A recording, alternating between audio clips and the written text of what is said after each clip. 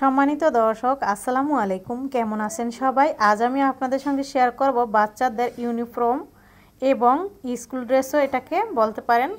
তো যাই হোক, এটা কিন্তু একদমই সহজভাবে আপনাদের দেখিয়ে দিব। এখানে বডির যে কাপড় সেটাকে আমি কেটে আলাদা করে নিলাম। এখন হচ্ছে এখানে আমি নিচের ঝুলের যে মাপ সেটা নিলাম। এই যে এখানে যার যেরকম ঝুল আসে সেই আন্দাজে আপনারা ঝুলটা নেবেন। তো এখান থেকে আমি সমান মাঝখানে কেটে হচ্ছে ব্যাক পার্ট এবং ফ্রন্ট পার্ট বের করে নিব। তো দেখুন, এই যে আমি দোনো পার্ট কেটে নিলাম। আর হচ্ছে হাফ বডির জন্য 2 ভাঁজ করলাম, এখন আরও 2 ভাঁজ করে 4 ভাঁজ করে নিচ্ছি। একদম সহজভাবে আপনাদের মাপটি দেখিয়ে দিব। দেখুন, এখানে হচ্ছে 13 ইঞ্চিতে আমি হাফ বডির মাপ নিলাম। এরপর পুট নিব 5 ইঞ্চি, আর্মল নিব 5.5 ইঞ্চি। এই যে 5.5 নেওয়ার পর এখান থেকে বডির জন্য নিব হচ্ছে বডির ফিটিংস হচ্ছে নিলাম 7 ইঞ্চি, আরও হাফ ইঞ্চির মতো বাড়িয়ে নিয়েছি। তো 4 ভাঁজের হিসাব করে কিন্তু 7 ইঞ্চি নিয়েছি। আপনারা এই হিসাব করে মাপটি বের করবেন, যার যেরকম আসে সে আন্দাজে। আর এখানে গলার চওড়া 2 ইঞ্চি নিয়ে 2.5 ইঞ্চি নামতে নিলাম। আর হচ্ছে সামনের গলা হবে 4 ইঞ্চি। তো এভাবে আপনাদের বুঝিয়ে দিলাম, আপনারা চাইলে এভাবে কেটে নিতে পারেন। আমি এটা বক্রম দিয়ে পরে কাটিং করব, ঠিক আছে। এখানে কোমর নিলাম 6.5 ইঞ্চি। এখন 1 ইঞ্চি উপরে একটি মার্ক করে নিয়ে এরপর রাউন্ড করে কেটে নিব। এখন হচ্ছে আমি শোল্ডারে এখানে আর্মলের রাউন্ডটি কেটে নিলাম। তো গলার এখানে আমি টিক চিহ্ন দিয়ে দিয়েছি। আর হচ্ছে বক্রম দিয়ে আমি পরে কাটিং করব। আর এই যে কোমরে যে কুচিটা হবে এটা হচ্ছে প্লেট কুচি, বা এটাকে অনেকে বক্স কুচিও বলা হয়। তো এইভাবে করে কুচির ভাঁজটি হবে, আপনাদের দেখিয়ে দিচ্ছি যে এরকমভাবে আর কি হবে। তো আমি কোনো রকম বোঝানোর চেষ্টা করলাম, সেলাইয়ের সময় আপনাদের ভালো মতো বুঝিয়ে দিব, আপনারা পুরো ভিডিওটা দেখবেন। তো এখানে আমি প্রথমে গলার জন্য নিয়েছি একটি পেস্টিন, আর চওড়া নিয়েছি 2 ইঞ্চি, আর 4 ইঞ্চি নিয়েছি লম্বা নিয়ে হচ্ছে এভাবে গোল করে একটি শেপ দিয়ে দিলাম। এখন আমি গোল গলা শেপে কেটে নিচ্ছি। আপনারা চাইলে যে কোনো ডিজাইন করতে পারেন, আমি গোল গলাই কাটতেছি। তো আবারও নিব 2 ইঞ্চি চওড়া আর হচ্ছে 2.5 ইঞ্চি লম্বা নিয়ে হচ্ছে এভাবে করে আবারও গোল শেপ দিয়ে দিলাম। এটা হচ্ছে একদমই উঠানো পিছনের গলা, মানে ছোট হবে একদমই গলাটা। চাইলে আপনারা আরও বড় করেও কাটতে পারেন। তো বাচ্চাদের বেশি বড় প্রয়োজন নেই, ছোটো গলাই বেশি ভালো। এখন আমি পেস্টিন বা বক্রম যেটাই কাটেন না কেন এইভাবে করে আমি সেলাই দিয়ে আটকে নিলাম। এটা কিন্তু আয়রন করলেও এটা করা যেত, এটাতে ঘাম আসছে। তো আমি সেলাই করে নিচ্ছি, আয়রন করে নিই নি। এখন এইভাবে সেলাই দিয়ে হচ্ছে কিছুটা কাপড় রেখে এরপর কেটে নিচ্ছি। আর এটা আয়রন করে নিলে বেশি ভালো হয় সেলাইয়ের চাইতে, যেহেতু ফিউজিমটা একদমই পাতলা। আর বক্রমের ক্ষেত্রে কিন্তু ওটা করতে হয় না, বক্রম তো আয়রন করা যায় না, আর বক্রমটা ভারীও থাকে। ফিউজিমের চাইতে আর কি বক্রমটা ভারী থাকে। এখানে জয়েন্ট ছিল, আমি কেটে আলাদা করে নিলাম।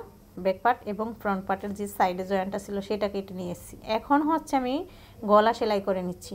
গলার এখানে গোল করে সেলাইটি দিয়ে দিচ্ছি, যে কাপড়টুকু বাড়তি রেখেছিলাম এর উপর দিয়ে। এখন গোল করে কেটে নিয়ে হচ্ছে আমি চাপ সেলাই দিব। তার আগে ছোট ছোট করে এখানে কাট বসিয়ে নিতে পারেন।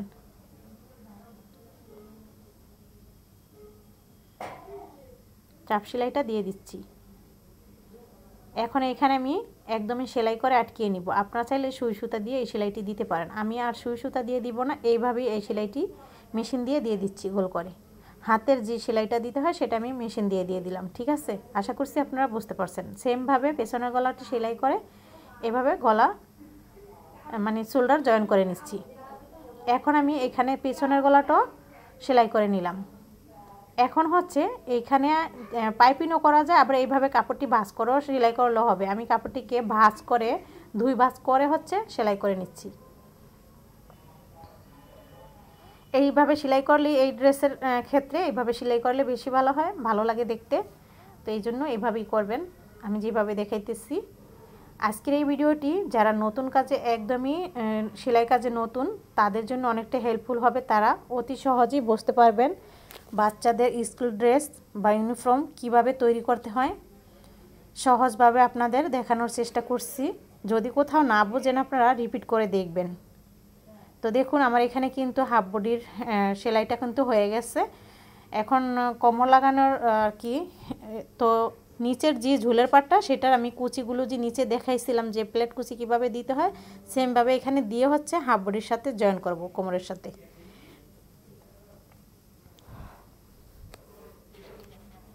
এই যে আমি নিচের স্কার্ট পাটটা সেলাই করে নিয়েছি আর প্লেট কুচি দিয়ে দিয়েছি দোনোটা সেমভাবে। এখন আমি এই যে হাফ বডি সেলাই করে রেখে দিয়েছি, এটা এখন আমি কোমরের সাথে সেলাই করে লাগিয়ে নিব। দেখুন এইভাবে লাগালে কিন্তু একদমই সহজ হয়। আর আমি ফিটিংস অনুযায়ী এখানে সেলাইটি দিতেছি। আপনারা যদি লুজ রাখেন তাহলে কোমরে ফিতা ব্যবহার করবেন, ফিতা দিয়ে বড় ছোট করা যায়, বেঁধে রাখলে কিন্তু ছোট বড় হয়। তো কোমর লাগানো আপনাদের দেখিয়ে দিলাম, আবারও সেমভাবে এই পাশের কোমর সেলাই করে নিচ্ছি। কতটা সহজ তাই না? দেখুন এভাবে ধরে এরপর হচ্ছে হাফ বডির সাথে একটি সেলাই দিয়ে দিলাম আর কোমরটি লাগানো হয়ে গেল। দেখুন একদমই ইজিভাবে আপনাদের দেখালাম। এখন হচ্ছে এইভাবে ধরে হচ্ছে একদম নিচের সাইড পর্যন্ত সেলাইটি শুরু করব। আরমোলের এখান থেকে সেলাইটি শুরু করতেছি, একদম নিচ পর্যন্ত এই সেলাইটি দিয়ে দিব। আর অবশ্যই এই সাইডে ডাবল সেলাই দিবেন।